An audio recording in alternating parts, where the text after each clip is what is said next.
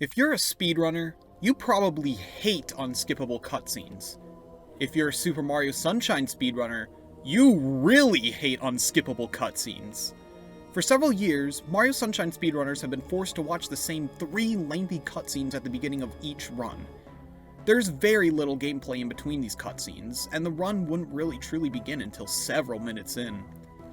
This all changed, however, on February 23, 2020, when the results of a community-wide poll resulted in the legalization of 2 new timing methods, which allowed for the opening cutscenes to be skipped.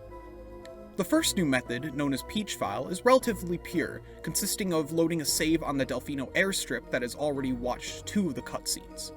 The other method, however, is much more controversial, as it involves the use of a hacked save file to skip all 3 intro cutscenes.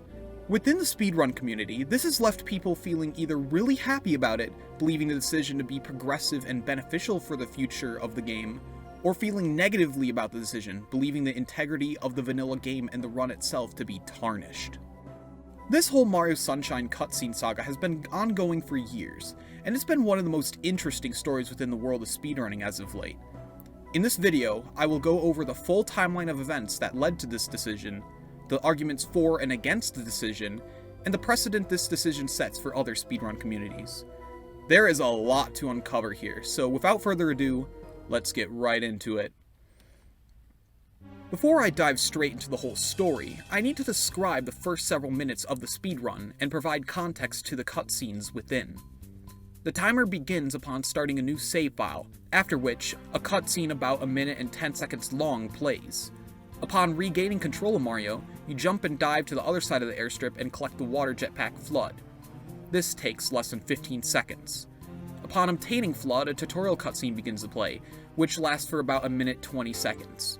After that ends, there is a short flight with a polluted piranha plant and the player collects the first Shine Sprite, which is about 40 to 50 seconds of gameplay. After the save game window closes, yet another cutscene plays, and it's a whopping 3 minutes long. Within the first 7 minutes of the run, there is less than 1 minute of gameplay and 5 minutes 45 seconds of cutscenes. It isn't until a long cutscene ends that the run consists mostly of gameplay, and very rarely will people reset before this point.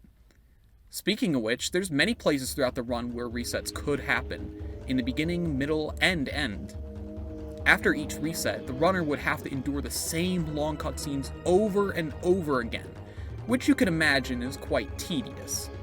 Hell, it's safe to assume that many Sunshine runners have spent hundreds of hours of their life watching these intro cutscenes. You can imagine that after a while, runners would eventually get fed up with the opening cutscenes, which is exactly what happened. By 2017, a handful of runners began doing attempts using Race File, a save file that has already collected this airstrip Shine Sprite, and has watched all 3 long cutscenes. Upon loading the file, Mario will already be in Delfino Plaza, the game's main hub world. The name Race File is derived from Speedrun's live races, which often began in Delfino Plaza, skipping the airstrip section entirely. In addition, runs done on Race File would have the timer begin at 6 minutes 38 seconds, a time penalty to keep them on an even playing field with the standard file select runs. However, these runs would not be allowed on the speedrun.com leaderboards. But this wouldn't stop a rebellious group of runners from performing runs using Race File on occasion. Sure, whenever runners using Race File achieve personal best times, they didn't submit it to the leaderboards, and they acknowledged that. But by 2018, things were getting a bit more heated. The community was beginning to tear itself apart, with people arguing whether skipping the intro should be allowed or not. This culminated into an official poll on July 9, 2018, which would decide what the official timing method should be: File Select or Race File. The poll was open for a week, and only people with verified runs on leaderboards were allowed to vote. To prevent outsiders from skewing the results, all run submissions were frozen for a full week until the voting period had ended.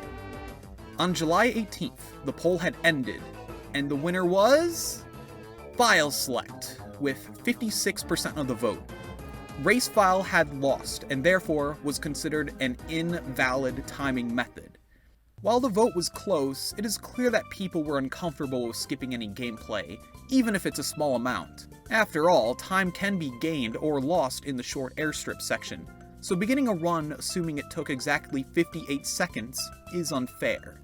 While this decision would please those wishing to maintain the status quo, it didn't leave the opposing side very happy.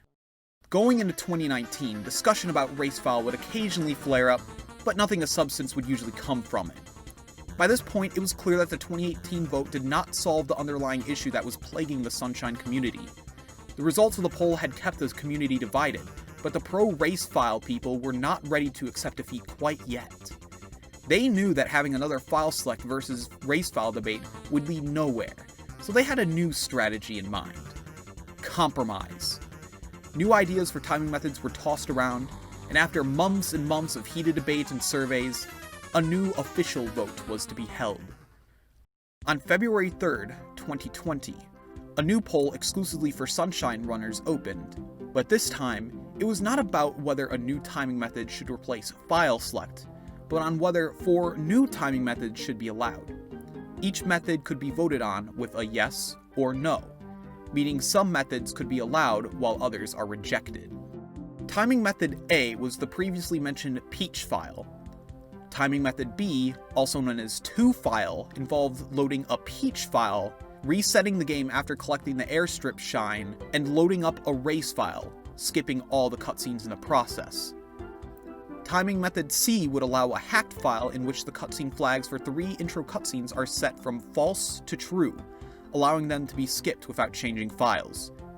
And finally, we have timing method D, which also used a hacked file, but it allowed all cutscenes in the game to be skipped, with the exception of 3 pin-a-park cutscenes that could be skipped using already known exploits.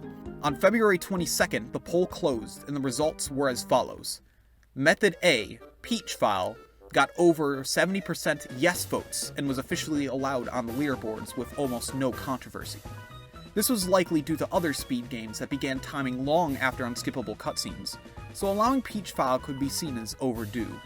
Method B, 2-file, had a majority no vote, likely due to an arbitrary place to reset and the general unease of not completing a full run on the same file as it began. Runs on the leaderboard that did use 2-file timing in the past, such as J-Cool 7th placed any% run, were officially grandfathered in. As for the hacked file methods, Method D was voted not allowed while Method C was permitted. Now, why was that? Well, both methods do involve arbitrarily skipping some cutscenes while keeping others in, not to mention they're both modifying the game in a way it wasn't intended. So what's the big difference?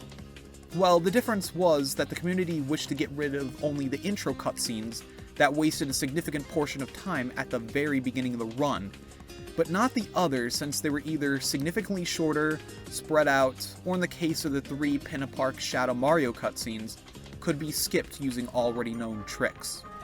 While it is still arbitrary, Method C effectively eliminates the biggest gripe people had with Super Mario Sunshine speedruns for well over a decade: the long, tedious intro. One of the most interesting things about the Sunshine community allowing hacked file is the response from runners and outsiders alike.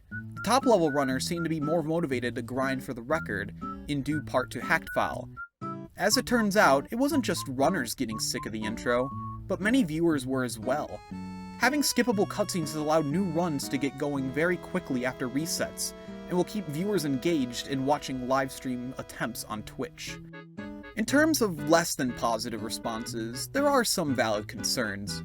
Many former Sunshine runners are skeptical about modifying the vanilla game, believing it to set a dangerous precedent for other speed games to follow arbitrary modifications in their rule sets, or that it encourages people to constantly push for changes until the community gives in. The Japanese community for Mario Sunshine isn't exactly happy either, mostly due to being underrepresented in the poll, despite them making up a significant chunk of the overall Sunshine community. But in reality, there seems to be more positivity regarding allowing hacked file. The negativity for the most part stems from people who are not part of the Mario Sunshine speedrun community, and their opinions carry little weight.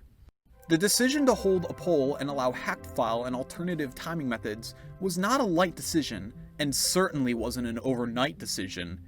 It was the result of years of discussion and, most importantly, compromise. The Sunshine speedrun community knew their game better than anyone else, and thus should be allowed to make decisions to modify the rules if they agree it will make the runs more enjoyable, both for viewers and runners alike.